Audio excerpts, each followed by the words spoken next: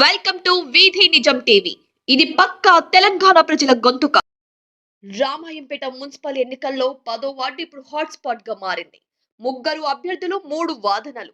అంతా మహిళా శక్తే కేంద్రంగా మారిన త్రిముఖ రాజకీయ యుద్ధం. నేనంటూ ఇంటింటా ప్రచారం జోరుగా సాగుతోంది. 10వ వార్డు కౌన్సిలర్ స్థానం కోసం మహిళా మనుల మధ్య పోటాపోటీ తీవ్రమవుతోంది. వార్డు అభివృద్ధి కావాలంటే, రామాయంపేట దిశ మారాలంటే అది బీజేపీతోనే సాధ్యమని స్పష్టం చేస్తున్నారు 10వ వార్డు బీజేపీ అభ్యర్థి దోమకొండ తిరుమల.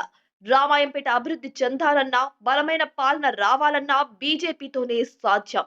వార్డు సమస్యలకు పరిష్కారం కావాలంటే, అభివృద్ధి పనులు జరగాలంటే కాంగ్రెస్ అవసరమని చెబుతున్నారు కాంగ్రెస్ అభ్యర్థి ఎనిశెట్టి శ్రీవాణి.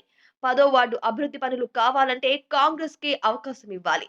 ఈ రెండు రాజకీయ వాదనలకు మధ్య మరో బలమైన భావోద్వేగం ఉప్పొంగుతోంది. మనలో ఒకరు, మన బాధ తెలిసిన నాయకురాలు అన్న భావనతో ఇంటింటా మధ్యల మాధవికి మహిళల మద్దతు వెలువెత్తుతోంది.